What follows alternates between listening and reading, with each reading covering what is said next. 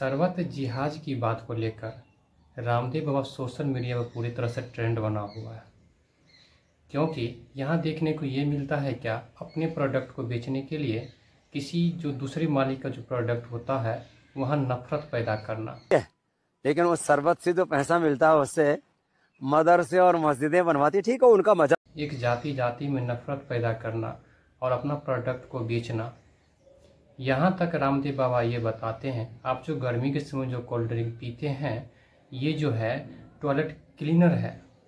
और इसने ये भी आमतौर पर बताया, साफ रूप से बताया कि आप जो एक कंपनी जो बेच रहे हैं शरबत, वो शरबत बेचने वाले कंपनी जो है बेच करके जो है करोड़ों रुपया की जो है मस्जिद हो या मदरसा जो है वो निर्माण करते हैं। इसमें कोई बड़ी बात है नहीं। ये सिर्फ इसलिए कहते हैं कि किसी तरह जो हमारा प्रोडक्ट जो बनाते हैं ये प्रोडक्ट हमारा किसी तरह से सेल हो सके, अधिक से अधिक बिक्री हो सके।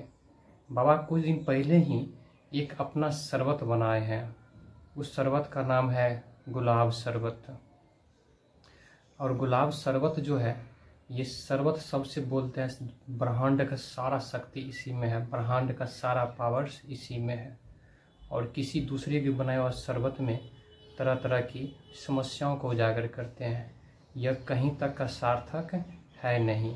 रामदेव बाबा का एक सबसे बड़ा धंधा बन चुका है जो अपना प्रोडक्ट किस तरह से हम बेचें और किस तरह से हमारा प्रोडक्ट सेल हो सके। इतना अगर घटिया सोच सीखे तो इन बाबाओं से सीखे जो दोनों जो है दोनों में किस तरह से विभेद करते हैं, एक दूसरे के बीच में जो है किस तरह से अंतर को बताते हैं।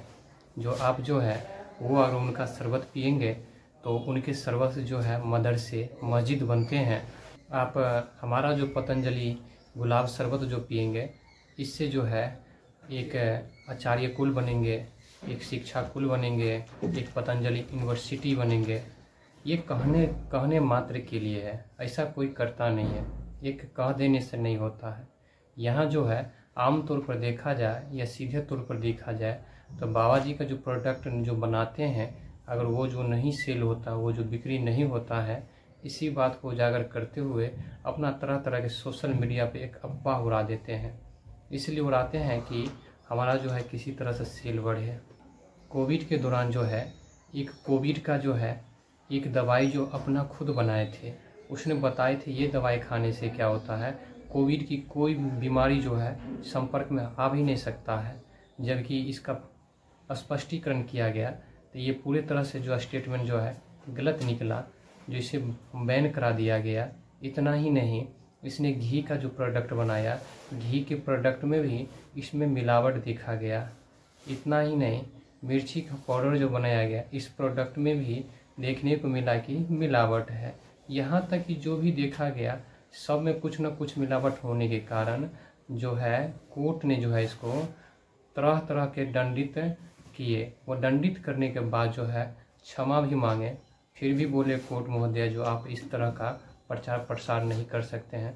फिर भी जो है इस तरह के प्रचार प्रसार करते हैं सिर्फ अपना अर्न करने के लिए और अपना जो है प्लेटफॉर्म बड़ा बढ़ाने के लिए, जो मेरा पतंजलि प्लेटफॉर्म कितना बन सके।